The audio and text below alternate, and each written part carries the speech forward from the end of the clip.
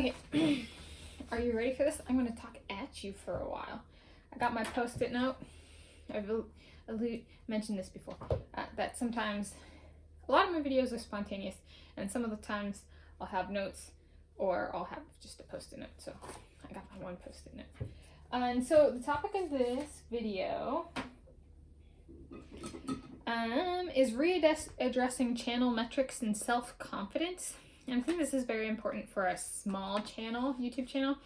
And I'm going to take and define small YouTube channel here as triple digits or less for number of subscribers. So that means you have 999 subscribers or less. That is a small YouTube channel. That's just the reality of it. I think in the thousands, a lot of people can be like, well, it's still not millions or it's still not billions. But point is, they're in the thousands, which can be 4, 5, or 6 digits. And I have triple digits, 312 subscribers. I just collected some metrics from my channel, and I did when a channel is small, and I've been here for a while. I made my channel in 2000. I made it in 2013. Started uploading videos in 2017. So it's been small for a while. It's just now in 2021, towards the end of 2021, at 312 viewers. So it's a slow growth channel with exceptions. And so that's what I'm going to talk about, is volatility. And volatility, so some people say it's bad if you're into risk taking and like financial speak of like high payoffs or something like that. Then volatility is a very, very, very important metric, because it's it's interesting to see what someone can do, like a spike of activity is. Okay, they might have a baseline of a certain number of views with only 312 subscribers, but how much views can they get, and how do we measure volatility? So there are these days quite a few Olympians, like from the people who've competed at the Olympic Games. There are quite a few that have won like numerous gold medals, who have YouTube channels and stuff like that. So I was like, well, I want to see how, one of the things about Olympic athletes is they're so volatile. And I'm like, well, then they're the perfect channel to compare my little channel to. And let's compare on volatility. So let's take as a most extreme, so I'm taking a specific channel, for example. I'm being generous with my numbers in part so that it's not quite so easily traceable what channel I took this from. Just the channel that I'm going to be comparing my channel to is a multiple Olympic gold medalist. So they've won multiple Olympic gold medals in the Olympic Games, kind of thing. And so I looked at their biggest video. So they have approximately 30,000 subscribers as of the date / time of filming this video. We don't have a working clock. It's the 18th of November, November 18, 18 November 2021, which is a Friday. Yeah. And it's the morning, before noon. And the most number of views they have on one video is 180,000 views. So I'm going to say that, so take that number, divide it by the number of subscribers, so it's 6 times the number of subscribers they have for a channel, which I'd say is really good. Like, if a channel is volatile, I guess if you have multiple volatile videos, and we're using this 6 times, so 180,000 divided by 30,000 is 6 times.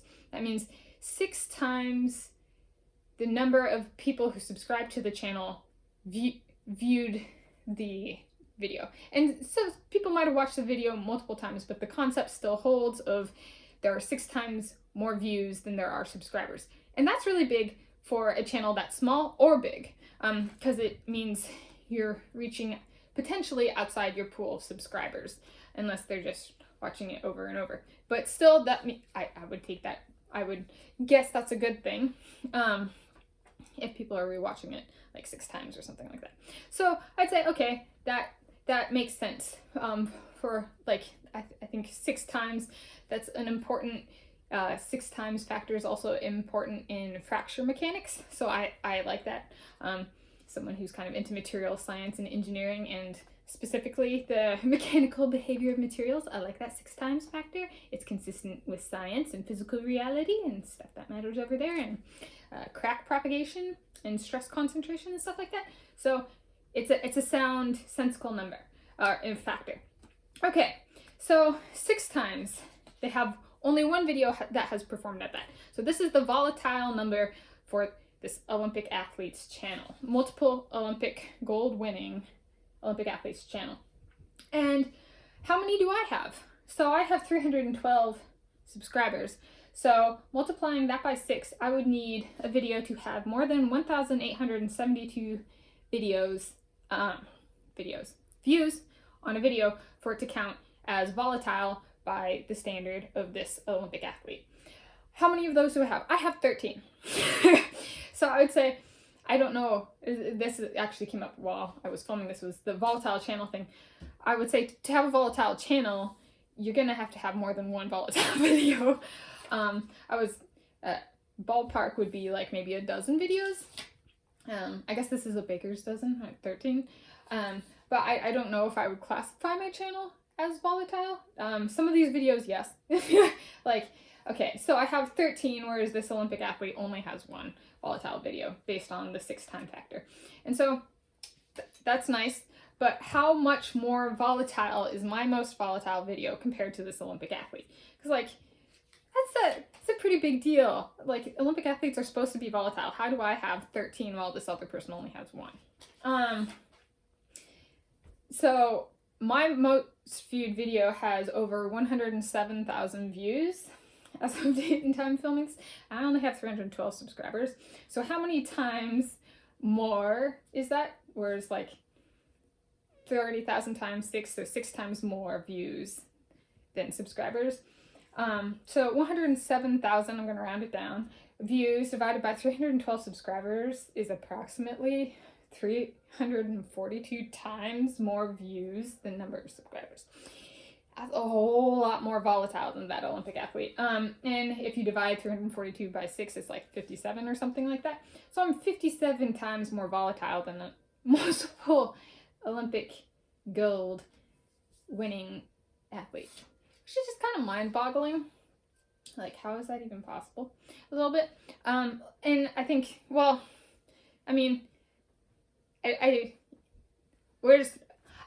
can't believe my channel's doing so good, but sometimes it takes those comparisons to be like, where the heck am I in this vastness? Once a channel's kind of established or has thousands to millions to billions of views, it's a lot easier. It's your own groove, and you can get that even with a small number of views. Should make a video about that conceptualization on my channel. But like, that's pretty cool. It's confidence building. So that's the second part of this, is self-confidence. There's confidence building on that I can do something right? And I can still, if I'm looking to grow my channel, I need to have something that's can break through. And I don't have one something, I have 13 something.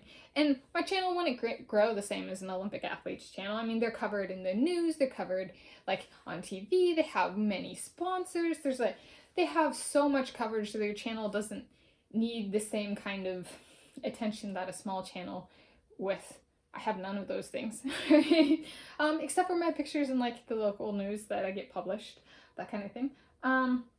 I don't get that coverage. So it's a lot more footwork on my part to actually get people to find these videos. And I can't just make a video about something that won an Olympic medal or set some world record and then get a bunch of views. I actually have to think about the video as its own thing, not just kind of riding the coattails of something else, kind of. And that it's not frustrating, it's just my channel. So I've touched on conceptualization a little bit.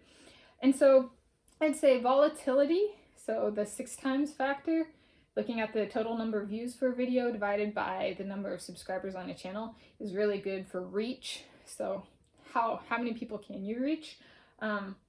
It's good for that. And it gives you an idea of like I just, it's interest, like, volatility is a reason why people will or not invest in things. And so I would say, on the grand scheme of things, volatility for people who are looking for stability is not necessarily a good thing. So in that sense, the Olympic athlete might actually be, it's a good thing, right? They're not highly volatile. They don't have 342 times more. They only got 6 times more views per subscriber on a video. So in that sense, they're a whole lot more stable than my videos, like my big hits. And I have 13 big hits in that sense compared to only 1. So I guess it's my playing devil's advocate. It's not necessarily a good thing. I'm building up volatility because that's just kind of a signature my channel has, but that doesn't necessarily mean it's a good thing. I'm looking at the silver lining here. My channel has a volatile signature. And I did not anticipate that when I made the channel. It's just how things have unfolded. And then another metric that I have found to be confidence building with a small number of subscribers, so again, that's 3 digits or less, so 999 subscribers or less, is the total number of views for the channel divided by the number of subscribers. So if we take this Olympic athletes channel, again, these numbers aren't, they've been changed to protect this person's identity. So let's say they had 1 million total views for their channel, for all the videos on their channel, and that comes down, divided that by the 30,000 subscribers, that comes down to 33 1/3 views per subscriber, which is, that's pretty good. Like that, like some people might interpret that as like their subscribers are watching all their videos. I'd be careful on that because I watch videos, and I've watched hundreds of videos and hundreds of videos more than once on channels that I have not subscribed to. So I'd be very careful about making that, because I can say that in my experience that that is not necessarily consistent with reality for my own surfing and watching and browsing habits. So, and I'll watch the videos all the way through, and I won't ever subscribe to the channel, and they'll have like 500 views and 100 watch hours just from me, kind of thing. But I didn't ever subscribe. So be careful on making assumptions like that. And then comparing that to my channel, so I have 224,325 views, which divided by 312 subscribers comes down to 718.99 views per subscriber, which is a lot. And it's a lot more than 33 views per subscriber. I have a lot of videos on my channel, so someone might say you should divide it by a number of views. So you should divide the number of views by the number of videos. I don't agree with that. If I used to do that, I changed it. This is why it's readdressing channel metrics. So at the beginning I did that. Now I don't, because I've had big videos that are, so if the number of, let's say for example, the number of average views was approximately 70. I haven't done the math on this. Approximately 70 views per video, and I have a video that has 107,000 views. That's a really crap metric for assessing performance for a video and potential performance for a video on my channel. Because 70 is nowhere near 107,000. So for my channel, it's inappropriate, and the proper term is invalid. It's invalid to do views per total number of views divided by the total number of videos, because it does not accurately capture a signature that is found on 13 videos on my channel. It's not a one-hit wonder. It's over a dozen of my videos have this volatile signature. So it is not wise for me to go for average number of views per video anymore. Again, I did that from like 2017 to like end of 2020. So I did that for a while. And then some of my videos started just going huge, and I was just like, this is no longer anywhere near, like, it does not accurately prepare me for what it's like when a video gets, 7,000 views in 24 hours. Like no. So it's invalid for my channel, and you might find that it's invalid for your channel. So I would say if you're a small channel creator or a big channel creator, and you have this volatile signature, and it makes you kind of uncertain or like anxious, like maybe embrace it. It's just part of, it's okay to have these. Like I have like over 900 videos on my channel, and 13 of them have been volatile. It's not all the time, but it is a very different type of performance from a video, and from a creator's perspective, how to do curation on those videos is very different than some of the other videos. So they, and another note, I guess, what question would I have as a creator if I was viewing this video is, can you predict volatility? And I would say, can I predict volatility? No. However, for my videos that have been volatile, those 13 videos, I can not predict them, but none of them have been a surprise. So I'll film the video, or like when I'm filming the video, or I'm about to film the video, or when I'm posting it, there's this like little like just kind of like a, oh, it's gonna be this one, not like in a bad way, just like, oh dear, like, and some of it's like, oh, this is so cool, I just gotta post, and so it's not bad. It's just as of yet, the volatility has not been surprising. Maybe also not anticipated. That's why it's not a prediction, and certainly not expected. But it has been not surprising as well. So it's an interesting combination from a creator's perspective. And from a creator's perspective, having those volatile videos is kind of interesting, because what my experience with my videos that have been volatile so far, it could change, just like the metrics for my channel have changed over time with the development of these volatile videos. But yeah, I lost my train of thought there.